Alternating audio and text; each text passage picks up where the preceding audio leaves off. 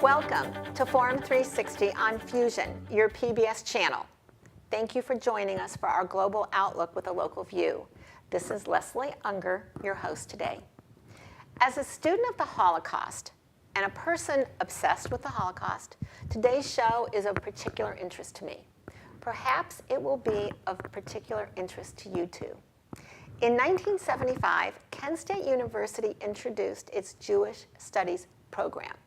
The courses and activities promote understanding of all aspects of Jewish life, culture, language, literature, history, philosophy, and religious customs of the Jewish people from antiquity to the present.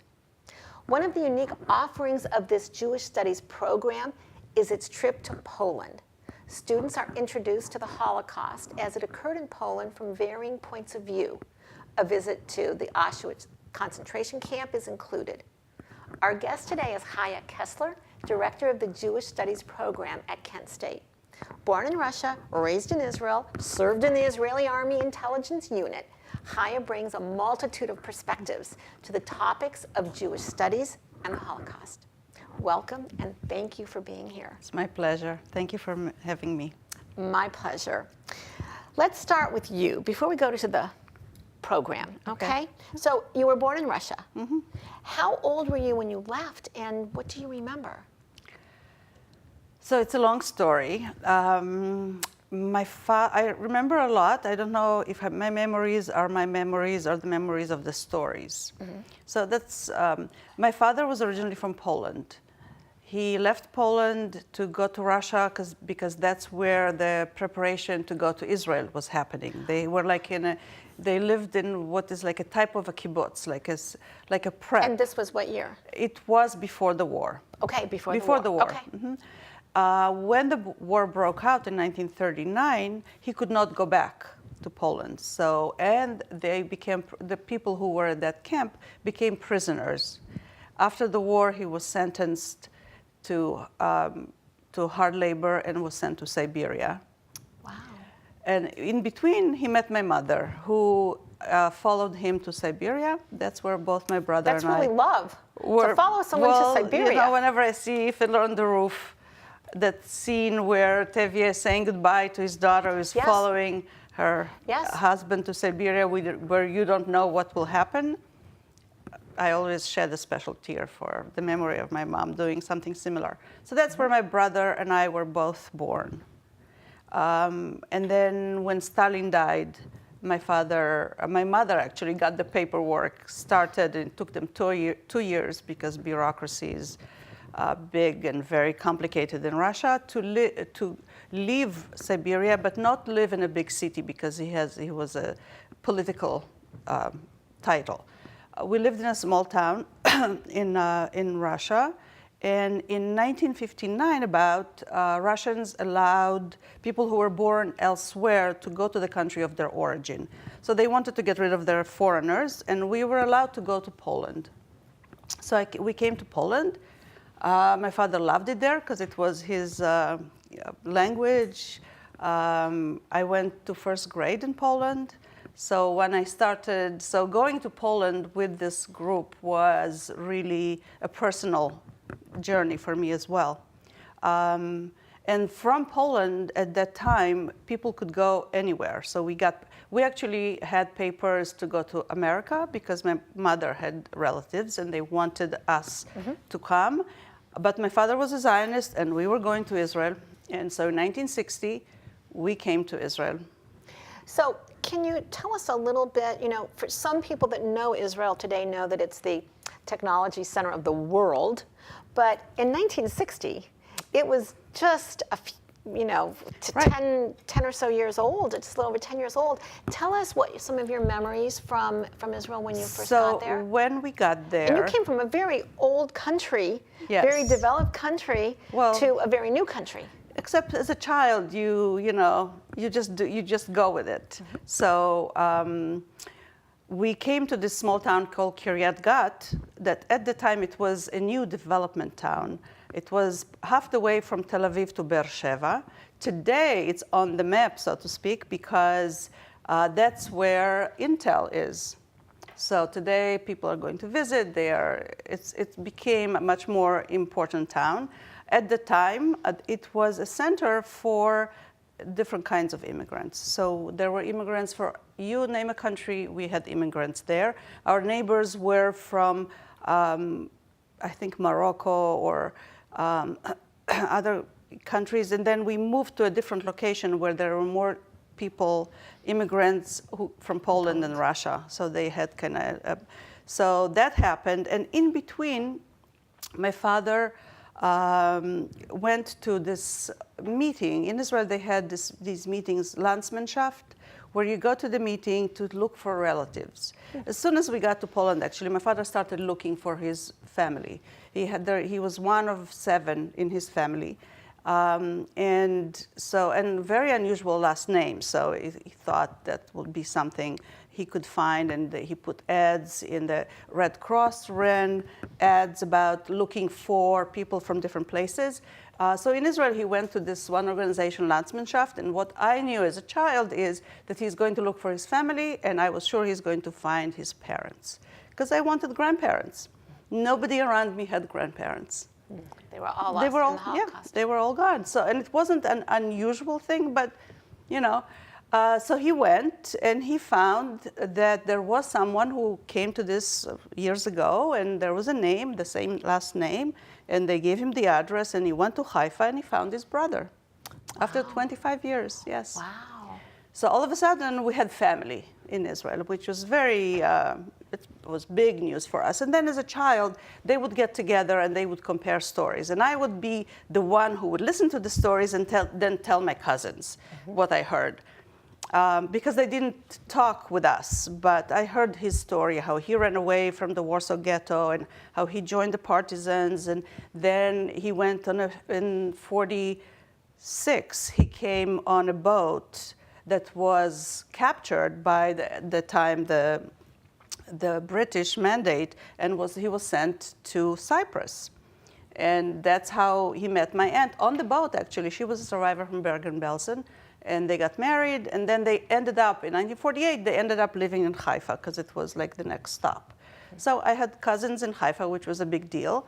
There was not much, you know, nobody had a car, nobody had a phone, nobody had a TV. So you have really seen Israel change. So because we probably won't get back to the topic of Israel, if there was one thing that you would want listeners or viewers to know about Israel today, people that have never been there and only see the news, what would you want them to know about Israel today? That it is an unbelievable country.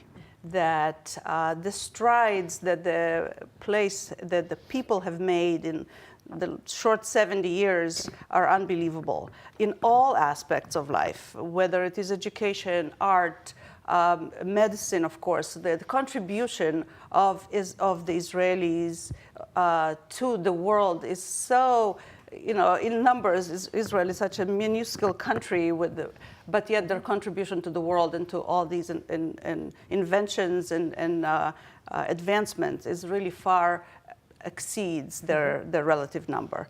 So yes, come visit. It's a fantastic. I always, you know, I of course, when my parents were alive, I would go twice a year. They would come to us.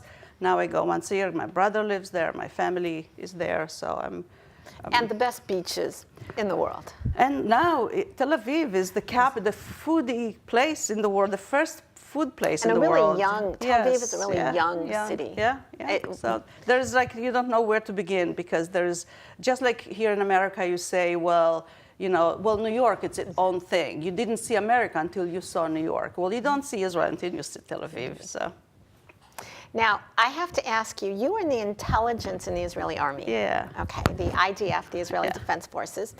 What are you allowed to tell us about your work? It's been so long, you know, that now, whatever it is now, it's not a secret. It used to be secrets. Okay, good. But first tell us, young people in Israel look forward to serving? So at 18, well, actually, it begins earlier in school. So at the school, you have tests, and people come in and try to recruit you to different, like if you want to be a pilot, so they give you tests for that. And I had a boyfriend at the time who wanted to be a pilot in the worst way. And he was accepted, then he was moved to helicopters. It was a very traumatic experience. But because I was born in Russia, I knew Polish and knew Yiddish, and so I was linguistically inclined. And my brother, I have an older brother who also went into the intelligence unit, so I was like a shoo-in. They were really careful not to take brand new immigrants, because many came as, from Russia, they came as spies, and there was that fear. So they would take people who they knew had the proper clearance. So for the longest time, it was secret and nobody talked about it. But now there are many books. A friend of ours who started the Russian unit, actually, now there's a book about him. The story is told. Okay, so I have to ask you. I'm sure you've seen Fauda. Of course I see Fauda. So, how much of it's accurate? Well, a lot of it is accurate. Okay, good. Thank you. Amazing. And the guys look as good as they do on Fauda. Yeah. There's nothing hotter than a young Israeli guy, and there's nothing more beautiful than a young Israeli girl. Yeah. Because it's all, Yes. Yeah. Yes. So okay, so in the army, in the intelligence, I was in the Russian unit, where we listened to the Russians who actually trained Egyptians and Syrians, and before the Yom Kippur War. So it was very interesting. So now, how do you go from Israel to Northeast Ohio? Okay. So when I studied English literature, and I was going to be an English teacher. I actually worked as, subbed and all that in the school, and I always wanted to live in a country where English is the first language, so I can improve my English, so I can really do justice to what I'm teaching. My mother always refused to let me go. And then there was an exchange program that I was involved with, and I got an offer I couldn't refuse. So actually, for me and for my parents to let me go to Youngstown was easier to let me go than to New York, because all I knew was New York was gangsters and Chicago was terrible, and how do you get a girl alone? But Youngstown's a small city. I lived in a small city in Israel. I said, well, no big deal. I can manage it. And the plan was to come for a year or two. There was a Jewish day school that started before that there was an afternoon school, and it was started by the Jewish Federation of Cleveland, who Alan Bennett at the time was a friend of mine. He actually, when I was in Jerusalem and studying, he would bring teachers to Israel, and I was their coordinator in Israel, and so we stayed friends. And when they started this school in Youngstown, he said, hey, I have an offer for you. And they paid me my way. I probably was going to make more than I would ever make in Israel at the time. I was young. I said, great. And then in between, I went back and I lived with my parents. That wasn't very happy. In Israel at the time, I could not even think of not living back with my parents after college. I mean, what do you mean? So having this opportunity, I said, sure, I'll go. So here I am. So we got you to Northeast Ohio. Today we are talking with Chaya Kessler, who is the director of the Jewish programs at Kent State University. So tell us first, what is a Jewish studies program? Okay. So at the particular program that is at Kent State started in 1975, I think, as actually with the help of the 5 communities in the area. So the Akron, Canton, Cleveland, and Youngstown, and at the time there was a Jewish community in Kent. And so the understanding was, and that was really following 1970, following what happened. 3 out of the 4 who died in May 4th were Jewish, just so happened. And so the understanding was that we need to start teaching courses that focus on Jewish studies. And that was the time where it started all over America. So the first few years, it was supported by the boards of the 5 communities, and then the university has adopted it. And one of the first courses that were offered was the Holocaust course, and teaching about humanity and and morality and how do you deal with things like that. And actually, in 1980, Herb Hochhauser of blessed memory became the director, and Saul Friedman from Youngstown, who was actually the chair of the Judaic Studies at Youngstown State, was an adjunct, and they together created courses. They taught many students. They also took students to Germany. They did documentary films that were Emmy Award-winning films. He brought many celebrities to Kent State. He did many events that were of note. And I actually must say that I'm proud that in 2015, we honored Herb Hochhauser. His health was failing, but he was as sharp as can be, and he had his dirty jokes like he usually does. And so I'm proud to say that we created, it was a fundraiser, we created an endowment in his name that we use some of the funds to support study abroad, to give scholarships. We have a student, actually our friend Josh went to the Yiddish Book Center on a summer program, and he got the scholarship from the Herb Hochhauser Fund. So it's helping students going. So in our program, we offer a minor in Jewish studies. We draw courses from different disciplines to create 18 credits that the students can then say that they have some aspect of Jewish studies. So there's courses that they have to take in history. There is the introduction to Jewish study. What is it? Holidays, practices. There's different disciplines that kind of create this. I do offer Hebrew. I actually did a course in Yiddish that was very successful, but it's very hard. We need several students to actually start this. So Yiddish didn't really happen again, but I'm ready to do it again if there are students, if there's people who are interested in studying Yiddish. You also study Moses. Yeah, so there's Jesus, there's Moses, Jesus, and Muhammad. So one of the courses. So this is like another name for Intro to World Religions, you know. So are all the students Jewish? No. No. No. So it's open to anybody. It's open. So in fact, the majority of my students who are taking the minor are not Jewish. That's interesting. So many of the students, you know, we are living in a Bible Belt in Ohio. So many of the students, I wouldn't say many, but several of the students are interested into going to ministry. So they see it as an important step to study the language, which really looks good for them. Now, do you get any Holocaust deniers that take the class? No. No. Okay. No, not to my knowledge. Okay, I just wondered. Yeah, no, not to my knowledge, but we teach about this idea. And I think that's one of the main points that I want to get across to the students who are going to Poland, is that it exists. You know, the movie Denial, it does exist. So how do you answer? And what do you see? You know, in also 2013, I was instrumental in bringing Elie Wiesel to our campus. And what he said in a very small voice, that if you hear a survivor and you hear a testimony, you become the witness. You hear a witness, you become a witness. And that's one of the things, again, I want the students to understand, that when they go and they see it for themselves, they will never be able to say that, oh no, this was just, you know, it didn't happen. So tell us, why Poland?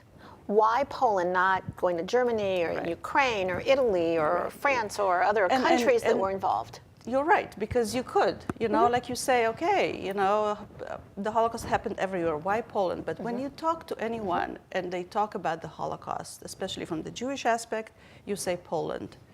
Poland is a memorial to the Holocaust for the Jews. It was the largest cemetery of the Jews.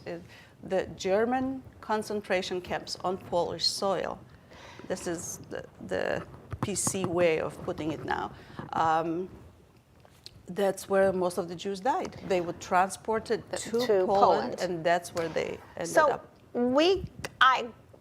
I can only say I grew up believing and being told that the average citizen in Poland knew what was going on, that you couldn't not know what was going on between the trains taking them, the stench, that they knew. A few years ago, Mimi Sheraton, the New York Times food writer, wrote a book tracing the study of bialys. Oh. And she found current graffiti that was anti-Semitic in Poland in places where there are no Jews. Yeah. So tell us what you find each year when you go and you visit different aspects. The concentration camp is one, but you visit different aspects of Poland. What do you find about the feeling about the Holocaust in Poland today? Yeah, so it is a leap of faith. What I see in Poland, and for me too, my family, my father's family all perished in Poland. So before I took the students, my husband and I went to, we did the round. Where are we going to take those students? So we actually stopped at every location, and we ended up at the Jewish Community Center in Krakow. Well, that is an amazing place. It's run by the executive director is Jonathan Ornstein, who is originally from New York. Then he went to Israel. Then he came to Poland, and he really is now. He's now everywhere, by the way. He's talking. There's an event coming up honoring Ronald in New York as a fundraiser, and he's basically seeing a renewal of Jewish life in Poland. Because people, many Poles, many people who their children thought were Polish, all of a sudden at their deathbed or otherwise are understanding and finally feeling safe to do that. Because really don't forget that after the Nazis, they were occupied by the communists. So it took years and years for the Poles to stop looking behind their shoulder and thinking that somebody is listening to them. And it wasn't safe. It wasn't it wasn't safe to say that you are a Jew. But now that people it's free. There is the largest klezmer festival in the world. It's happening in Krakow. It happened before where there were no Jews. There were Jewish festivals in places where the actors were not Jewish. So they really are they are missing their Jewish population. And there are many artists, there are many young scholars who actually are teaching and studying the missing pieces. Where are their neighbors? And so the stories are being told. Many people are looking back to see their roots. And the grandma, when we were in Auschwitz for the first time, the man who was our guide was so gentle and I asked him, how do you do this every day for 8 hours? He said, well, just recently, my grandfather was dying and he told me he was Jewish. And so now this has become personal because I'm also a Jew. We have all of our guides, and they are not Jewish, but they are dedicated and they make it a point of putting across the story of the Jews and what happened. Of course, there were many Poles who were collaborating, but at the same time, there were many Poles who saved Jews. Not enough, but number-wise, if you look, the Righteous Among the Nations, the title that was given to those non-Jews who saved Jews for no award to themselves, the largest number are Poles. So you can say yes, because there are more Jews to save and there weren't enough. But yes, at the same time, they did. They sacrificed the security of their family, of themselves, to save Jews. And those stories are still coming out. That's what's important. So in a sentence, can you tell us who can come on this trip? Okay. So anybody, you can come on this trip too. You can become a guest of the university, a guest student basically, and we keep it as a 1 credit. So what you pay you pay the 1 credit and then the cost of the program. And we take students. This year we have the largest group yet. We have 30. And you're leaving in a couple weeks? And we're leaving. This is a spring break trip, and we're going to Warsaw. We added this year Lodz. which we have not done before, and Krakow. And of course, in Krakow, we're going to the Schindler factory, we are meeting with a survivor, we're meeting with the righteous Gentile, we are being guests of the Jewish Community Center in Krakow for Shabbat. Let me just ask you, in 1 or 2 words, what do you find is the biggest misconception that your students have before they go?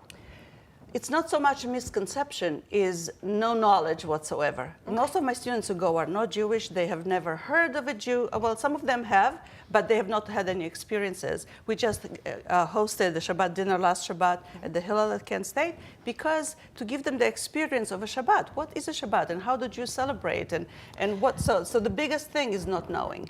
Your favorite American food? Now that you've been here a few decades, your favorite American food? Middle Eastern food. And your favorite Israeli food? Yeah, the hummus or the falafel, of course. Yes. Yeah. You may have heard the quote, "Those who cannot remember the past are condemned to repeat it." Thanks to our guest today, Chaya Kessler, students and community members will remember and learn Jewish history and the Holocaust. Today, we went back thousands of years to look at Jewish history. We learned that Moses and Jesus and Muhammad are still being taught at Kent State, ethics and issues, the Hebrew Bible, children of the Holocaust. We went to Poland and heard about their history quickly and their museums and their camps and their JCC, and we took a look into the future with students today. The Jewish Studies program at Kent State and Chaya Kessler are a jewel in the fabric we call Northeast Ohio. Thank you to our guest and all of you for joining us on Forum 360. I'm Leslie Ungar with your global outlook with a local view. Forum 360 is brought to you by John S. and James L. Knight Foundation, the Akron Community Foundation, Hudson Community Television, the Rubber City Radio Group, Shaw Jewish Community Center of Akron, Blue Green, Electric Impulse Communications, and Forum 360 supporters.